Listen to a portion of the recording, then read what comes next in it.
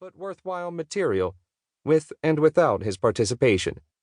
By the early 70s, they had re-established their hip credentials on record with the Surf's Up and Holland albums, as well as their tight, career-spanning concerts and renewed praise in the rock press.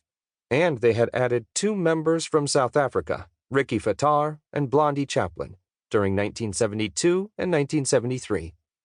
In 1974, the group's early 60s hits were repackaged and reissued in the States on the Endless Summer double album and topped the charts for months, swelling their live audiences and overshadowing their newer music.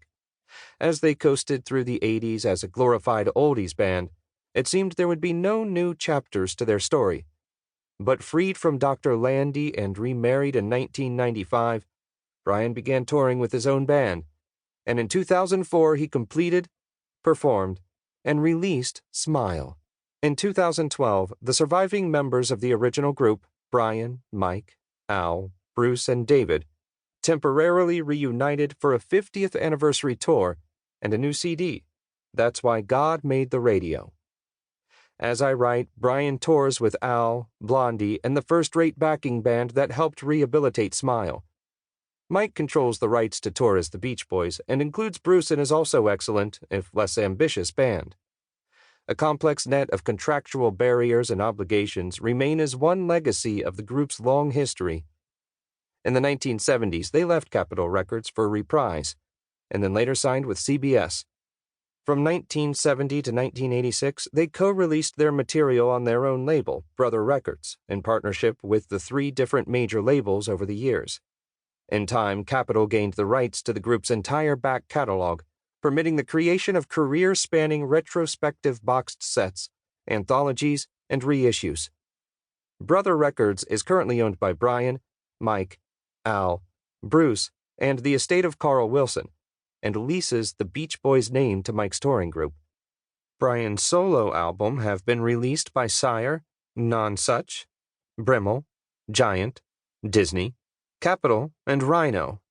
Mike's 2017 solo CD was released on BMG. I grew up in and around Chicago and have lived in New York City since 1967.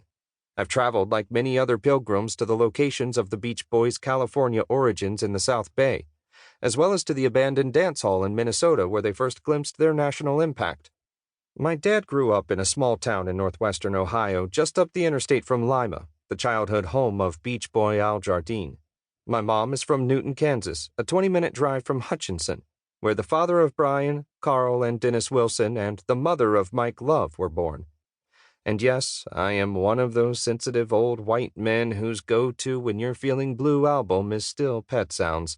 But I don't believe that makes it everybody's go-to album, and I do believe it's more likely that the greatest album ever might have been recorded by Aretha Franklin, P-Funk, Miles Davis, Howlin' Wolf, or Kendrick Lamar.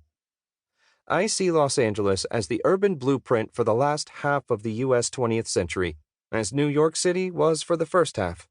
I view the Beach Boys as talented teenagers who could have been singing in the post-war lower-middle-class white suburbs of Chicago or Philadelphia. But because they were singing in Hawthorne, California, they had access to the details of commonly shared early 60s suburban teenage life, alongside the rich, multiracial heritage of West Coast doo-wop, the electrified inventions of surf music, Chuck Berry on the radio, the 4 freshmen in the record store, and the LA recording studio as it matured into an artistic and technical counterpart to the Hollywood movie studio. I don't hear those early car, surf, and summer songs as shallow yet charming time capsules.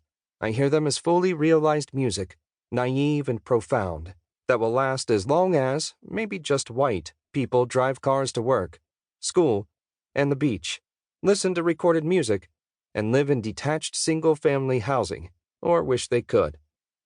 I take the song's innocence as the only way at that time to describe and explore a soon-to-be dominant way of life that was supposed to have no significance at all, one that ironic sophisticates were expected to overlook or dismiss. I hear that innocence as open and honest enough to express the anxiety and isolation hiding inside the exuberance and pleasure. Nor do I hear the Beach Boys' late 60s and early 70s music as failed attempts to out-hip the Beatles. I hear the music as an honest reflection of the bewilderment, opportunity, and dangers inside the struggle to stay relevant.